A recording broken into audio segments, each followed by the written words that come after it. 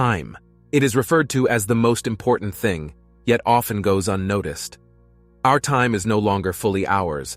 Let's shed some light on this matter. In the next few minutes, we will delve into the topics of time and trust. The paradox of our time.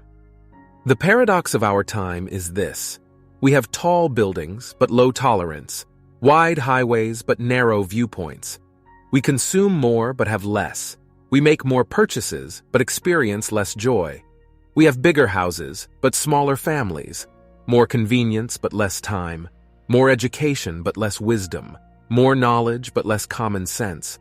More experts, but also more problems. More medicine, but less health. We smoke too much. We drink too much. We spend irresponsibly.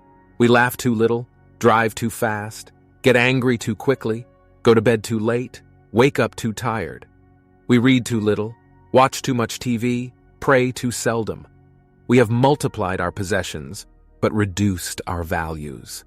We talk too much, love too rarely, and hate too often. We know how to earn a living, but no longer know how to live. We have added years to life, but not life to years. We have reached the moon, but not our neighbor's door. We have conquered outer space, but not the space within ourselves. We create bigger things, but not better things. We have cleaned the air, but polluted our souls. We can split atoms, but not our prejudices. We write more, but know less. We plan more, but accomplish less. We have learned to be fast, but we cannot wait. We create new computers that store more information and produce countless copies, but we interact less with each other.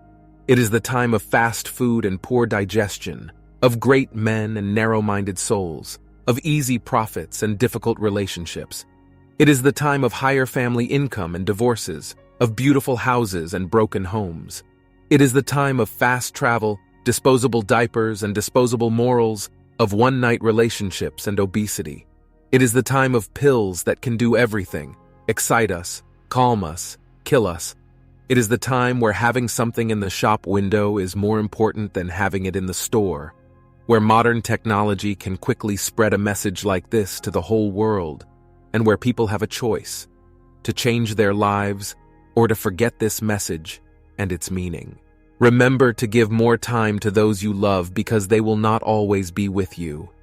Say kind words to those who look up to you with enthusiasm because these little creatures will soon grow up and no longer be by your side. Give a heartfelt hug to the person next to you, as it is the only treasure that comes from your heart and costs you nothing. Tell your loved ones, "I love you," and mean it. A kiss and a hug from the heart can undo all evil. Walk hand in hand and cherish the moments you are together, because one day this person will no longer be beside you. Find time to love each other. Find time to talk to each other. Find time to share everything you have to say. For life is not measured by the number of breaths we take, but by the number of moments that take our breath away. Let's see, for who knows. Once upon a time, there was an old man who lived in a small Chinese village during the time of Lao Tzu.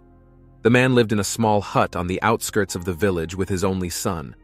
Their only possession was a beautiful stallion, which made them the envy of everyone in the village. There had been countless offers to buy the horse, but they were always adamantly refused. The horse was needed for the harvest work and had become like a friend to the family. One day the stallion was gone. Neighbors came and said, "You fool, why didn't you sell the horse? Now it's gone, the harvest needs to be done, and you have nothing, no horse or money for a helper. What a disaster." The old man looked at them and simply said, "Disaster? Let's see, for who knows? Life takes its own course. One should not judge and can only trust." Life had to go on without the horse, and with harvest time upon them, it meant tremendous efforts for the father and son. It was questionable whether they would be able to bring in the entire harvest. A few days later, the stallion returned, accompanied by a wild horse that had joined it. Now the people in the village were thrilled. "You were right," they said to the old man. "The misfortune had turned out to be a blessing. This magnificent wild horse, a gift from heaven, has made you a rich man." The old man simply said, "Blessing. Let's see, for who knows? Life takes its own course. One should not judge and can only trust." The villagers shook their heads at the eccentric old man. Why couldn't he see what incredible luck had befallen him? The next day, the old man's son attempted to tame and ride the new wild horse. During their first ride, the horse threw him off so violently that he broke both of his legs. The villagers gathered and said to the old man, "You were right. The luck has turned into misfortune. Your only son is now crippled, and who will take care of you in your old age?" But the old man remained calm and said to the people in the village, "Misfortune. Let's see. For who knows? Life takes its own course. One should not judge and can only trust."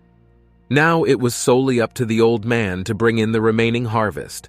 At least the new horse was tamed enough that he could use it as a second draft animal for the plow.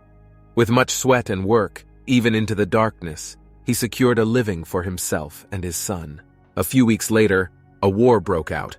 The king needed soldiers, and all eligible young men in the village were forced into the army. However, they didn't take the old man's son because they had no use for someone on crutches. "Oh, what luck you've had again!" exclaimed the people in the village. The old man said, "Let's see, for who knows? But I trust that in the end, luck is with those who can trust."